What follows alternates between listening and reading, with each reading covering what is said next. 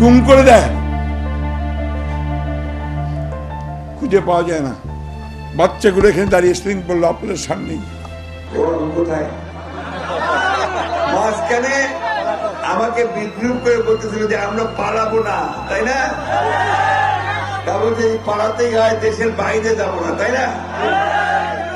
আর আমার নাম ধরে বলছে যে ফখরুল, আপনি কি আপনার বাসায় আমাকে জায়গা দিবেন না?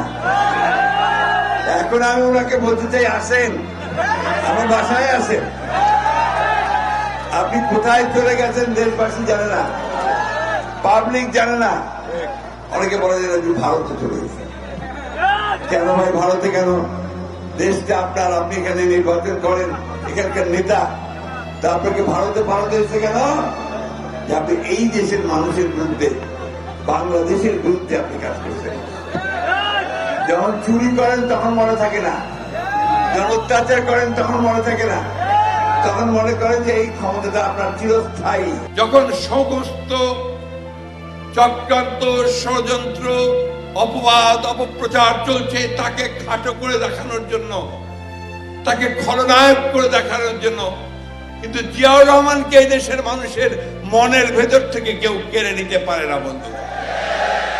সেই সমঝোতার কথা যে প্রতিশোধ নয়, প্রতিহিংসা নয়, আসুন আমরা একটা ভালোবাসার দেশ গড়ে তুলি, কল্যাণের দেশ গড়ে তুলি, মানুষকে ভালোবাসার মধ্য দিয়ে আমরা নির্মাণ করি আমাদের নতুন বাংলাদেশ। যে বাকশালী ঐতিহ্য, সেই ঐতিহ্য নিয়ে তারা এখন বিরোধী দলকে, বিরোধী দলের নেতা কর্মীদেরকে এই হত্যা যজ্ঞে নেমে পড়েছে।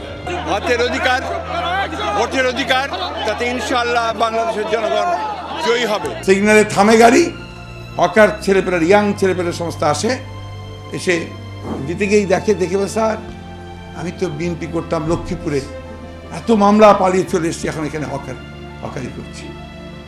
রিক্সা চালায় আমাদের ছেলেরা, গুম করে দেয়, খুঁজে পাওয়া যায় না। বাচ্চাগুলো এখানে দাঁড়িয়ে স্প্রিং বললো আপনাদের সামনেই।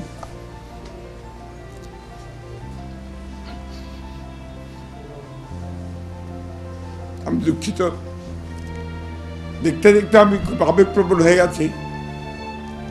বলে যে বাবার সঙ্গে ঈদ করতে চাই, সেই দেশ এখন এর জন্য যুদ্ধ করেছিলাম। যে বাংলাদেশকে বলা হয়েছিল তলাবিহীন ঝুড়ি, কিসিঞ্জার বলেছিল, এই আমেরিকার পররাষ্ট্রমন্ত্রী বলেছিল যা কিছু দেয় সবকিছুই পড়ে যায়, সেই বাংলাদেশকে তিনি 1 বছরের মধ্যেই একটা সমৃদ্ধ বাংলাদেশে পরিণত করার পথে নিয়ে গিয়েছিলেন, সারপ্লাস ইকোনমিতে নিয়ে গিয়েছিলেন। এই যে বিদ্যুতের কথা এত বলে, এই বিদ্যুতের পল্লী বিদ্যুৎটা কে নিয়ে এসেছিল? জিয়াউর রহমান। আপনি একজন রেসপন্সিবল পুলিশ অফিসার, আমি আপনাকে জানতে চাচ্ছি যে আমার কেন্দ্রীয় অফিসে এটা বিএনপি, আমি কি করবো? শেষ করি আমার প্রশ্নটা। আমি এখানে এখন যেতে পারবো কি পারবো না? সরকারের বর্ষণ করে আমাদের এই সভাকে ধ্বংস করে দিচ্ছে, নষ্ট করে। আমরা তীব্র প্রতিবাদ জানাচ্ছি এবং আমরা জনগণকে এই প্রতিরোধ করে তুলবার জন্য আহ্বান জানাচ্ছি। আগামীকাল সকাল সন্ধ্যা হরতাল।